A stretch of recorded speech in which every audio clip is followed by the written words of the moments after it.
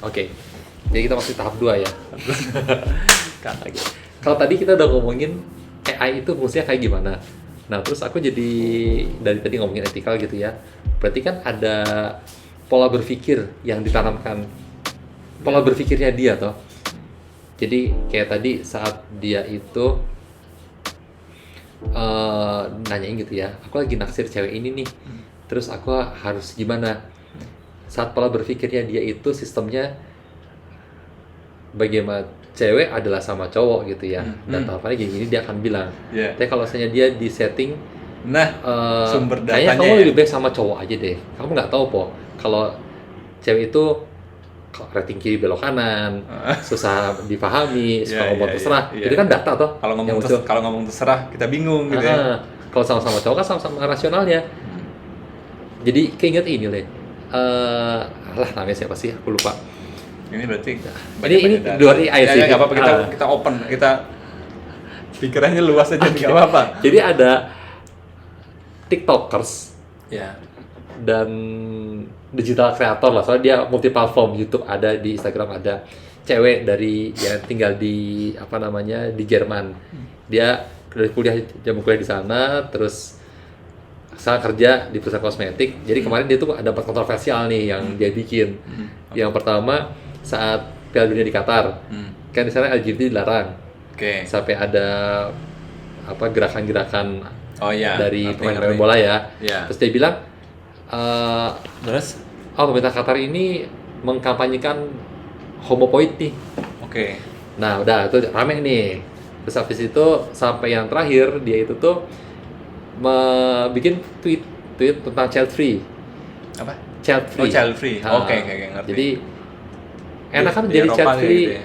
Child free kan kamu nggak stres karena nggak dengar teriak anak-anak. Dan saat nanti kamu tua, kamu bisa punya tabungan nih. Karena nggak harus nyukain anak, kayak dia punya tabungan buat detox. Buat botox ya, misalnya buat botox. Itu jadi rame juga nih. Nah kalau aku lihat di sini poinnya, dia tuh orang Indonesia, kuliah di Jerman, tinggal di Jerman. Otak dia udah Jerman banget, kalimatnya Jerman. Lingkungannya ya. Saat dia menanggapi sesuatu, ya kan dia akan berpikir sebagai orang Jerman, konteksnya Jerman banget. Cuman karena dia ras Indonesia, diposting pakai bahasa Indonesia, yang follow orang Indonesia semua. Itu. Jadinya tuh orang Indonesia nanggapnya juga kayak tetangga sebelah kan. Ya kan? Ini tetangga apaan sih? Mukanya muka Indonesia. Iya, pakai jilbab pula kan cewek kan. Oh gitu ya, pakai jilbab ya. Pakai jilbab. Jadi kan ini tadi nih yang menariknya tadi, si AI ini di-set otaknya siapa sih sebetulnya? Nah, itu. Yang nge-set otaknya AI ini tuh apakah bener-bener open, bener-bener terbuka akan data-data baru? Tapi menurutku sih, tapi kalau ngeliat rule ya, kalau ngeliat aturan, dia ngomong etikal non etikal, itu berarti udah ada yang ngatur. Menurutku ada yang ngatur. Berarti si AI ini sudah bisa mengkontekskan dirinya, kan tuh jadi nggak inget lagi tuh.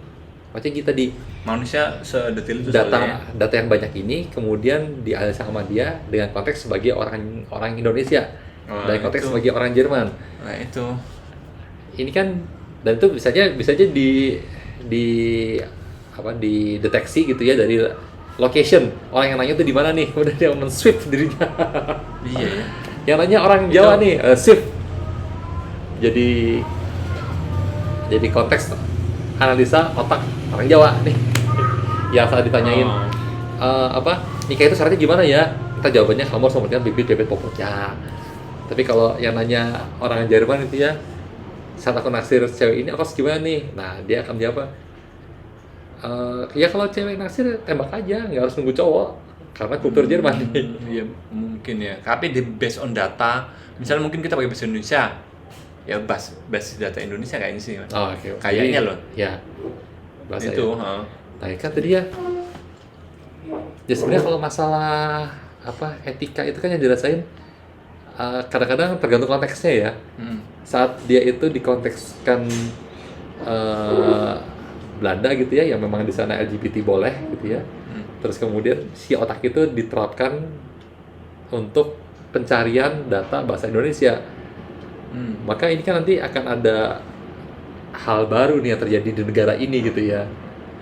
Iya. Ya bener sih. Misalnya kita nanya ya, misal ya kontroversi, apakah LGBT itu benar? Apa yang dijawab robot itu? Makanya kan konteksnya dari mana tuh maksudnya? Benar. Apakah mungkin aku nggak ngerti, tapi mungkin dia akan menyajikan banyak data kan. Dari perspektif ini gini, dari perspektif ini gini. Itu tadi. Karena dia bisa bikin poin-poin gitu sih. Belum sempat. Tadi kalau pertanyaan tadi kalau LGBT benar, dia akan lihat dari segala macamnya. Tapi sederhana tadi, aku lagi jomblo nih. Enaknya sama siapa ya? Dia posisinya mana gitu ya? Akhirnya sama siapa ya?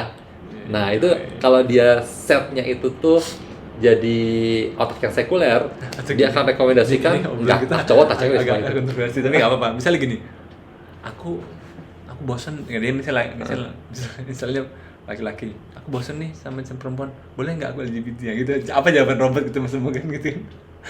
Oh enggak, kalau itu udah mengarahkan deh. Pertanyaanmu tadi udah mengarahkan. Tapi kalau terbuka kayak gitu, mungkin dia masih lurus-lurus aja sih man kayaknya. Nggak mungkin dia ngarahkan ke situ sih. Loh, tapi tadi pertanyaan kan sangat terbuka sekali toh. Jadi aku lagi jomblo nih, enaknya nyari yang kayak gimana ya? Nyari pacar yang kayak gimana ya? Atau nyari pasangan yang kayak gimana ya? Mungkin gitu, mungkin dia dominasi. Nah itu aku nggak ngerti sih man. Nah ya Aku belum ngerti. Saat dia di set dengan database Indonesia, maka munculnya ya pasangan cowok adalah cewek. Tapi saat di set iya sih, benar sih. Locationnya Belanda gitu. Makanya ini kayaknya memang basisnya data. Dia tidak mungkin lebih dari data, karena itu kan ya otak kita kan data juga ya.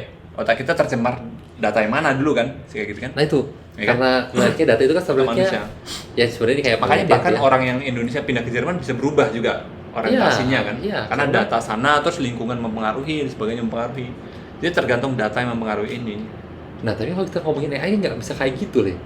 Kalau orang itu kan terbatas konteksnya gitu ya, konteks di tinggalnya di mana atau saat dia di sosial media maksudnya global gitu ya. Iya itu dia. Ya, sebenarnya kan yang menarik di AI ini adalah satu sistem global. Tapi dia itu tuh otaknya ini sebenarnya global nih, seluruh dunia masuk ke dia semua toh. Iya. Nah tadi bedanya sama otak manusia itu kan ya saat dia tinggal domisilinya di sini, saat dia berteman pun circle manusia tuh punya ini ya, punya belief kan, punya kepercayaan tertentu, ya kan, punya ideologi tertentu. Nah, ya itu ya kan yang robot tidak punya. Ini masalah waktu aja nggak sih? Jadi makanya aku pikir entar kedepannya tuh ya tergantung. Ini kan kalau belajar kan, dia terus input data kan. Semakin banyak kamu sholat nggak gitu tanya. Kamu udah sholat belum gitu? Tanya kayak AI. Gak bercanda sudah. Iya sih. Maksudnya gini, soal rasa juga sih. Soal rasa, emosi, dia bilang nggak ada rasa dan emosi. Tapi sebenarnya penangkapanku, emosi dan rasa itu bisa dimunculkan pada akhirnya ya. Menurut saya gini, tun suara itu kan bisa nangkap suara. Iya. Ya kan? Itu nanti dia bisa bereaksi apa. Itu kan sebenarnya AI itu kan aksi reaksi ya. Kita ngomong apa, dia reaksi seperti apa. Termasuk yang bisa dia tangkap kan speech to text, video, text to visual, sebenarnya itu dia bisa mulai convert ya. Yeah. Makanya kalau dia bisa nangkap suara kita yang tone tinggi, dia harus seperti apa itu mungkin akhirnya bisa emosi bro. Menurutku bisa, cuman karena akan mengerikan kalau emosi mungkin mereka udah riset sih. Cuman akan mengerikan kalau emosi dimunculkan ke itu, karena dia tiba-tiba AI marah-marah, kamu gini, bisa misalnya dengan tone tinggi itu akan lebih, jangankan gitu kan, orang tuh sampai sekarang tuh ngerasa iya ini contoh ya. Ada orang wibu yang dia istilahnya waifu tau waifu? Wibu. Jadi mereka punya udah Jepang itu. Ya, jadi orang suka anime itu punya istri anime. Ya. Itu ada kan? Kejadian kan? Namanya waifu. Oh, okay. Bahkan mereka sudah hidup di dunia kayak gitu. Mereka merasa aku punya istri ini kok dia ngambil istri ya. Aku punya pasangan ini kok waifu gitu. Nah, mereka sudah hidup di dunia itu, apalagi ditawarkan dengan emosi yang nada emosi menyerupai manusia. Itu tinggal digabungkan, klop itu udah selesai dah.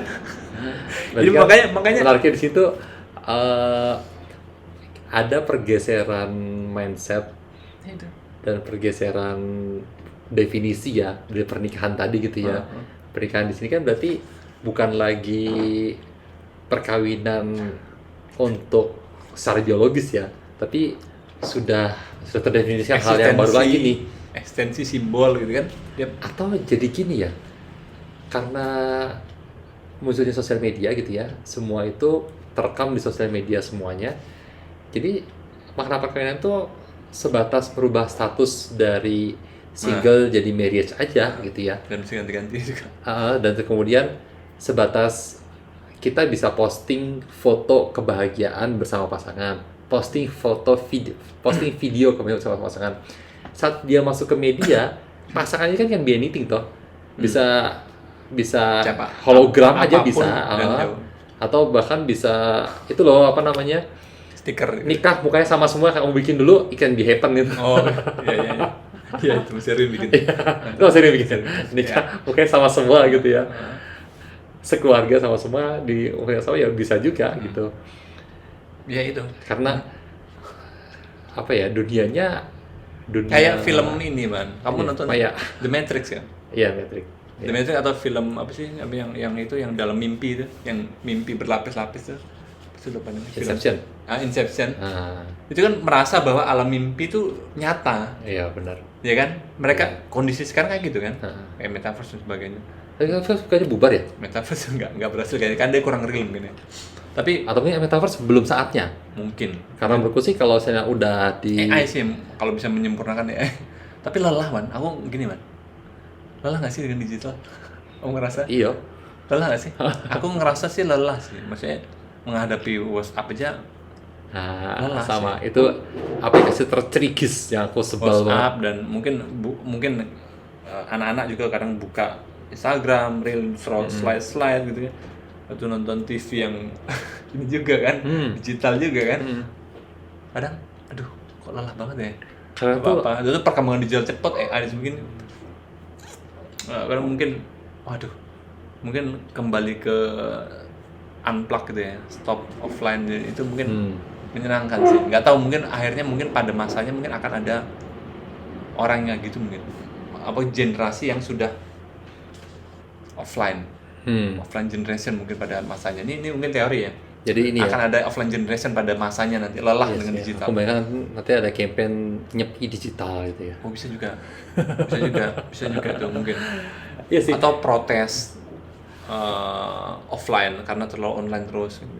Suatu saat ini. Iya, soalnya kalau di rumah sih kemarin tuh aku ngelihat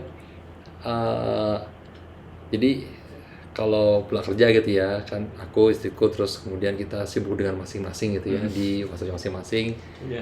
Anakku juga terus nonton TV. Beberapa kali Itu dia normal manggil, life ya? Itu normal life. normal ya, di yang kondisi kemudian family. beberapa kali dia manggil saya gitu ya, Pak gitu ya, iya bentar. Tanpa aku sadari, 1 jam berikutnya baru aku ke dia. Lama ya? Mau apa? Enggak, udah tadi kok. Oh ya wes. Hal berikutnya lagi tuh aku manggil dia pun sama Nak gitu ya, dia nggak kayak orang yang Ada jeda benar-benar ya? Ada Dan itu jeda agak lama sama- jedanya. sama. Di situ dia menyadarkanku gitu ya kalau komunikasi antar manusia tuh penting. Dan akhirnya saya kalau di rumah, saya termasuk di kampus itu orang yang paling slow respon gitu ya untuk WhatsApp, Oke. email dan sebagainya gitu. Karena ya. kamu mau offline. Karena kalau saat di rumah saya mau offline. Saya Oh, jadi tuh oke, lu oke, ingat nggak oke. nih waktu zaman kita ngekos gitu ya, kita belum punya wifi, kita selalu mengimpikan kalau punya rumah yang ada wifi-nya deh, biar kita tuh bisa browsing 24 Terus, jam apa yang dicari. Sekarang di rumah ada wifi gitu ya, tapi karena terlalu banyak wifi jadinya enggak lah, aku mau. Jadi aku tuh lebih senang di rumah tuh saat di rumah gitu ya. Karena sekarang aku beli kartu, domino, yang ini terus ya, yang ular tangga, board game gitu ya, permainan. yang main ketemu gitu loh, yang kita bisa celah-celahan, kita ngerasain kesel ngelempar kartu aja ya nggak apa-apa. yang ini fisik ya. Terus sambil nyemil gitu ya, nyemil dan bareng-bareng. Karena sekarang kan udah jarang kali ya sekeluarga nonton TV bareng, dulu saya pasti ngalamin nonton si dua anak sekolah bareng sekeluarga di depan TV. Sekarang udah enggak kan? Iya, sekarang tuh Iya. TV tuh sesuai dengan ininya sih, channelnya masing-masing. On demand kan? Iya. Ya, misalnya ini sih kali ini acaranya anak, kali ini acaranya beda-beda. Oh, dulu kan Bahkan apa di waktu yang sama, karena saya ini kan On demand, ini ruang gitu. tengahku gitu ya. Ya nonton TV cuma waktu yang pertama, nanti Giliran. yang kedua megang tab. Iya, tinggal Semua orang tuh switch, kumpul, iya. tapi otaknya nggak satu gitu ya. Jadi Iya. sosialis individualis ya. Nah, makanya itu problematika Iya. sih. Tapi kalau itu sih, itu yang terus kemudian kejadian tadi yang bikin aku kalau di rumah ya taruh semuanya. Aku doang sih. Isiku tetap sama dengan gadgetnya. Terus kalau anak-anak sih tak coba, karena isiku tak ajak juga. Jadi sudahlah. Ya, kalau memang kalau aku sih memang di aturan di rumah ada aturan soal gadget. Makanya aku kalau di rumah udah bikin aturan, di sekolah nggak ada aturan, aku protes ke sekolah. Ya, Maksudnya memang harus ada regulasi. Di rumah tuh aturan cuma 1 jam. Hmm. Kalau hari Senin sampai Jumat, 1 hari anak-anak cuma boleh 1 jam. TV pun diatur, kalau udah kelamaan tak matikan, biarkan mereka bosan. Nanti mereka akan nyari sendiri Yeah. kegiatan apa itu. Kadang-kadang makanya saja sering lari ke musisi, main basket keluar. Jadi itu sebenarnya yang dibutuhkan anak itu sekarang kan kayak gitu dulu ya. Iya benar. Karena kalau enggak, anak tuh nggak ada ini ya, nontonan itu kan akhirnya cuma konsumtif ya, tidak membuat mereka mencoba cari solusi. Kalau dulu kan Pasif toh. iya, cuma pasif, kita cuma nerima, apalagi reels ya.